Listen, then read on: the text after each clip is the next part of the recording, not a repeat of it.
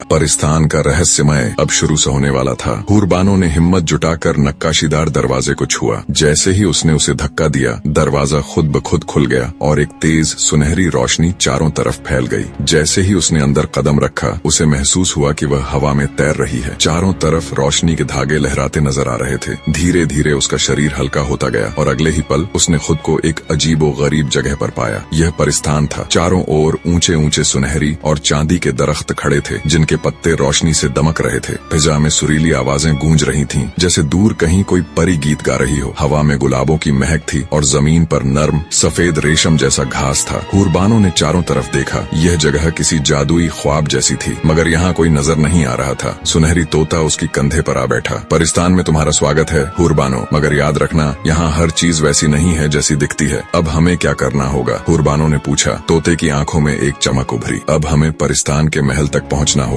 वहाँ तुम्हें वह औरत मिलेगी जिसने मुझ पर यह जादू किया है, मगर सावधान रहना, वह कोई मामूली जादूगरनी नहीं। हूरबानो ने गहरी सांस ली। उसने अब तक कई इम्तिहान पास किए थे, मगर असली इम्तिहान अब शुरू हुआ था। परियों की रहस्यमयी चेतावनी। जैसे ही हूरबानो आगे बढ़ी, उसे एक झील नजर आई। झील का पानी इतना साफ था कि उसमें पूरा आसमान झलक रहा था। अचानक पानी में हलचल हुई और 3 खूबसूरत परियां बाहर निकली। उनके परों से चमकीली रोशनी टपक रही थी। उन्होंने हूरबानो को देखा और एक साथ बोली, ए अजनबी, तुम इंसानों की दुनिया से यहाँ क्यों आई हो? हूरबानो ने जवाब दिया, मैं परिस्तान के शहजादे को उसकी कैद से आजाद करने आई हूँ। परियों ने एक दूसरे की ओर देखा। फिर एक ने कहा, अगर तुम उस जादू को तोड़ना चाहती हो तो तुम्हें परियों की रानी से इजाजत लेनी होगी, मगर यह आसान नहीं होगा। क्यों? हूरबानो ने पूछा। दूसरी परी ने गहरी आवाज में कहा, क्योंकि जिस औरत ने अयाज पर जादू किया है वह परिस्तान की सबसे खतरनाक जादूगरनी है, मल्लिका सफरन। हूरबानो ने पहली बार यह नाम सुना था, मगर सुनते ही उसके शरीर में एक अजीब सी सिहरन दौड़ गई। सफर की शुरुआत परियों ने बताया कि मल्लिका सफरन का महल परिस्तान के सबसे अंधेरे जंगल में था, जहाँ जाने वाला कोई भी वापस नहीं लौटता। अगर तुम्हें अयाज को बचाना है तो तुम्हें मल्लिका सफरन के महल तक पहुँचना होगा, मगर याद रखना, वह तुम्हारे आने की खबर पहले ही पा चुकी होगी। परियों ने चेतावनी दी। हूरबानो ने हिम्मत जुटाकर कहा, चाहे जो भी हो, मैं यह सफर पूरा करके रहूंगी। तोते ने उसकी ओर देखा और हल्की मुस्कान के साथ कहा, अब पीछे मुड़ने का कोई रास्ता नहीं। हूरबानो ने अपने कदम आगे बढ़ाए। परिस्तान के रहस्यमयी सफर की असली परीक्षा अब शुरू होने वाली थी। हूरबानो ने परियों से विदा ली और सुनहरी तोते के साथ परिस्तान के सबसे खतरनाक इलाके की ओर बढ़ चली। अंधेरा जंगल। यह जंगल परिस्तान के किनारे पर था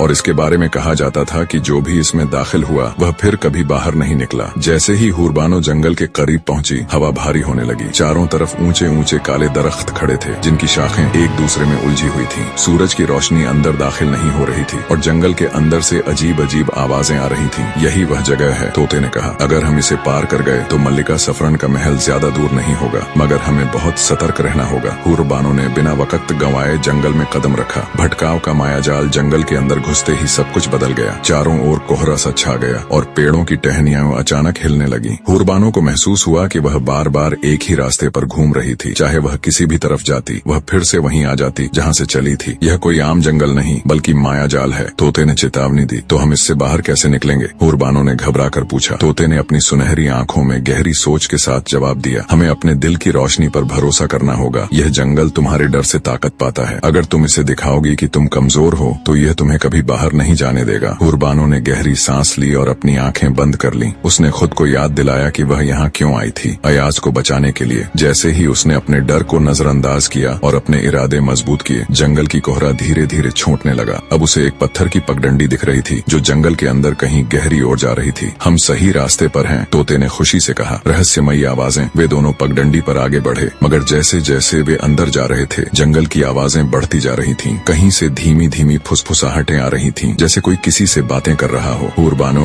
वापस जाओ, यह तुम्हारे लिए नहीं है। तुम कभी भी मल्लिका सफरन को हरा नहीं सकोगी। हूरबानो ने झिझक कर पीछे देखा, मगर वहाँ कुछ नहीं था। तोते ने सख्त आवाज में कहा, ध्यान मत दो, ये जादू है जो तुम्हें रोकने के लिए तुम्हारे दिमाग में शक डालने की कोशिश कर रहा है। हूरबानो ने सिर झटक दिया और आगे बढ़ने लगी, मगर तभी एक ऊंची परछाई उसके सामने उभर आई। यह एक लंबी काली आकृति थी जिसकी आंखें सफेद चमक रही थीं। तुम्हें आगे जाने की इजाजत नहीं है, वह भारी आवाज में बोली। हूरबानो ने हिम्मत से जवाब दिया, मैं किसी से इजाजत लेने नहीं आई, मैं अपनी तकदीर पूरी करने आई हूँ। उसने अपने जादुई मोती को कसकर पकड़ लिया। अचानक मोती चमकने लगा और तेज रोशनी फैल गई। काली आकृति दर्द में चीख उठी और हवा में घुलकर गायब हो गई। जंगल एकदम शांत हो गया। तोते ने गहरी सांस ली और कहा, अब हमें जल्दी करनी होगी। मल्लिका सफरन को हमारी मौजूदगी का एहसास हो चुका होगा। हूरबानो ने सिर हिलाया और तेजी से आगे बढ़ी। अब उनके सामने सिर्फ एक आखिरी मोड़ था और फिर मल्लिका सफरन का महल। हूरबानो और सुनहरी तोता अंधेरे जंगल से बाहर निकलकर एक खुली जगह पर पहुंचे। उनके सामने एक विशाल महल खड़ा था जिसकी मीनारें आसमान को छू रही थीं। यह महल काले पत्थरों से बना था और इसकी दीवारों पर रहस्यमयी लाल रोशनी चमक रही थी। तोते ने धीरे से कहा, यही मल्लिका सफरन का महल है। अब हमें बहुत सतर्क रहना होगा। हूरबानो ने गहरी सांस ली और आगे बढ़ी। जैसे ही वे महल के दरवाजे के पास पहुंचे, दरवाजा खुद ब खुद चरमराता हुआ खुल गया। अंदर घना अंधेरा था। वे जैसे ही अंदर दाखिल हुए, दरवाजा जोर से बंद हो गया। भूल भुलैया के दालान महल के अंदर अजीब सा सन्नाटा था। दीवारों पर जलते हुए मशालों की हल्की हल्की रोशनी थी, मगर यह रोशनी मायावी लग रही थी। हूरबानो ने महसूस किया कि महल के अंदर की हवाओं में जादू बसा हुआ था। वे आगे बढ़ते रहे, मगर हर दालान एक दूसरे से मिलता जुलता था। यह महल एक भूल भुलैया है, तोते ने फुसफुसाकर कहा। अगर हम गलत रास्ते पर चले गए तो हमेशा के लिए यहाँ फंस सकते हैं। हूरबानो ने अपनी जेब में रखे जादुई मोती को निकाला। उसने हल्की चमक दी और अचानक एक नीली रोशनी एक रास्ते की ओर इशारा करने लगी। हमें इसी रास्ते पर जाना होगा, हूरबानो ने कहा। वे दोनों जल्दी से उस ओर बढ़े, मगर जैसे ही वे कुछ कदम चले, उनके सामने एक काले लिबास में एक औरत आ खड़ी हुई। उसकी आंखें पीली चमक रही थीं और उसके लंबे नाखून हवा में हिल रहे थे। तुम यहाँ तक पहुँच गए। उसकी आवाज गहरी और डरावनी थी। जादूगरनी का धोखा, हूरबानो ने साहस से कहा। मैं शहजादा अयाज को आजाद करने आई हूँ, रास्ते से हट जाओ। औरत हंसी। अयाज? ओह बेचारी बच्ची, तुम्हें क्या लगता है वह तुम्हारे इंतजार में बैठा होगा? फिर उसने अपनी उंगलियां चटकाई और अचानक हवा में एक छवि उभर आई। हूरबानो ने देखा, अयाज एक शानदार सिंहासन पर बैठा था और उसके चारों तरफ सुंदर परियां उसकी सेवा कर रही थीं। देखो, वह आराम से जी रहा है, उसे तुम्हारी कोई जरूरत नहीं। हूरबानो का दिल धड़क उठा। नहीं, ये झूठ है, तोते ने उसके कान में फुसफुसाया। ध्यान मत दो, ये धोखा है। मल्लिका सफरन चाहती है कि तुम हार मान लो। हूरबानो ने अपनी आंखें बंद की और जादुई मोती को जोर से पकड़ लिया। अचानक मोती से तेज सुनहरी रोशनी निकली और वह छवि टूटकर बिखर गई। तुम्हारी चाल नहीं चलेगी, हूरबानो ने गुस्से से कहा। औरत चीखी और धुएं में बदलकर गायब हो गई। अयाज की कैद महल का रास्ता अब सीधा था।